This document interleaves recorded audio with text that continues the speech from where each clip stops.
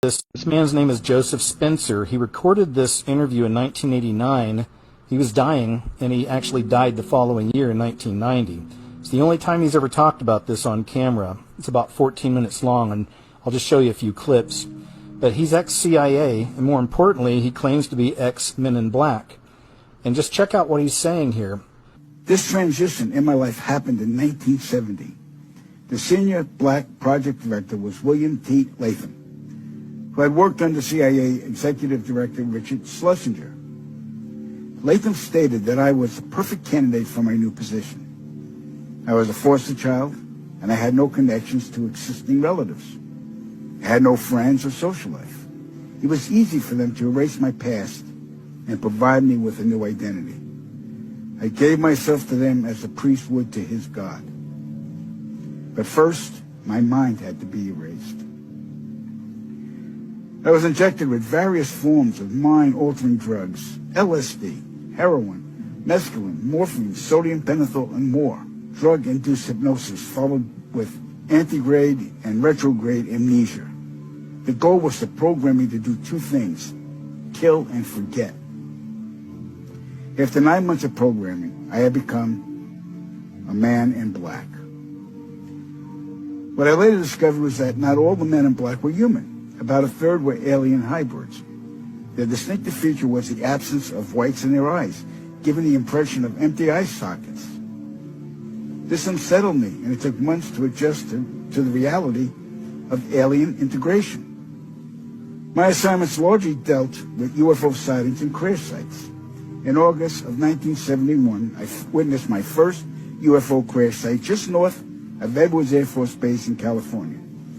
Inside the craft were 3 grayed humanoids, 2 dead, 1 still alive. Also in the craft was a human female abductee. The alien humanoids were transported to the base, but 2 witnesses had arrived before us and took several photographs. The first surrendered his camera, but the second fled. When we apprehended him, he resisted, and I was ordered to silence him, which I did. The killing of witnesses was executed with a wand that acted very much like today's taser, but the voltage from the wand would cause immediate cardiac arrest, and the victim's death would be attributed to natural causes. We silenced countless victims, not only men, but women of all ages and even teenagers. The following day, after each kill, our memories were reset, so we would have no recollection of the murders. A good majority of the victims were ufologists and whistleblowers. Among the ufologists I personally silenced were Paul William Cooper, Milton Vigay, Claude Monroe, Anthony Vargas, and noted documentarian Samantha Willis. When my wand malfunctioned with Samantha, I resorted to strangulation. She fought for her life for almost 2 minutes. In recalling this act, I stared into her pleading eyes for the entire duration with absolutely no remorse, guilt, or feelings. That was how effective the mind conditioning was. And it's her face that haunts my dreams more than anyone's to this day. So they stuffed out a documentarian? Yep. Well, that's not good to hear. Yeah. All right, we're going to move on. In 1954, Dwight Eisenhower signed what's known as the Granada Treaty with the alien gray race. In exchange for shared alien technologies, the Greys were allowed to abduct a number of humans annually for medical examination. The Greys also demanded anonymity from the public. A short time later, human technology took a giant leap forward with circuit chips, fiber optics, and lasers. The Granada Treaty is still active today, but the number of human abductions has increased, despite objections from the world governments. Now, the really interesting part. Every year, at least 8 million children go missing in the world.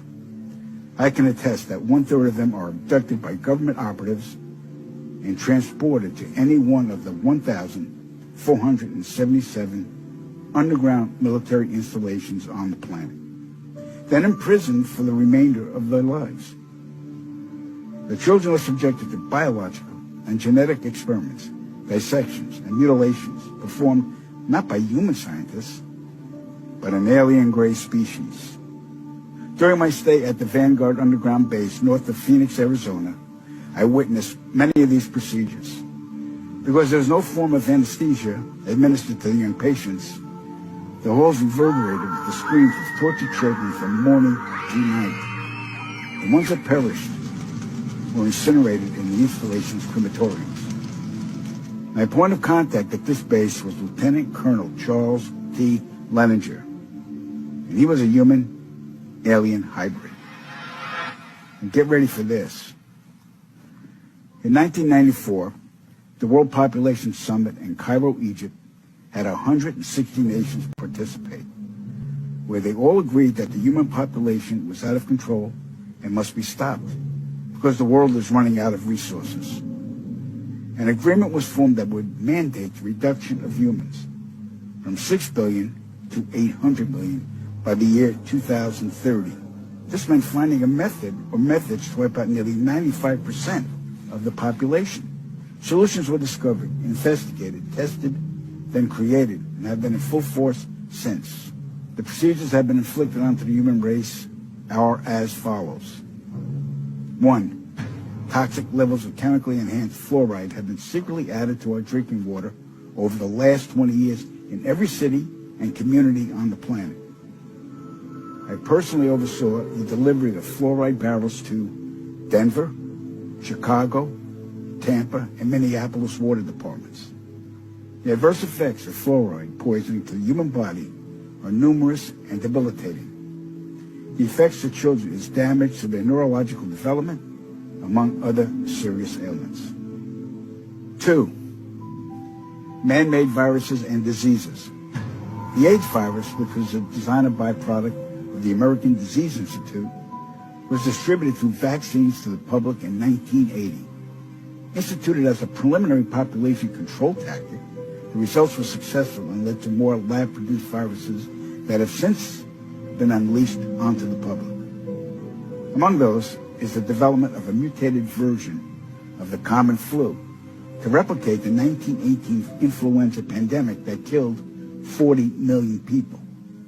The first strain of this new flu virus will be released to the public in late 2017. So if we see a flu outbreak in the late 2017 or early 2018 that's killing people, we'll know this is true.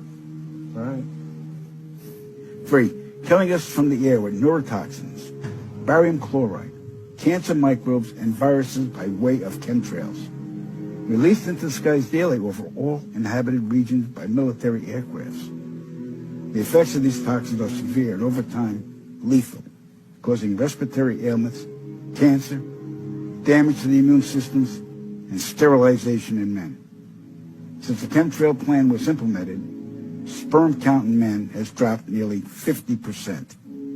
If this isn't reversed soon, the human race will face early extinction.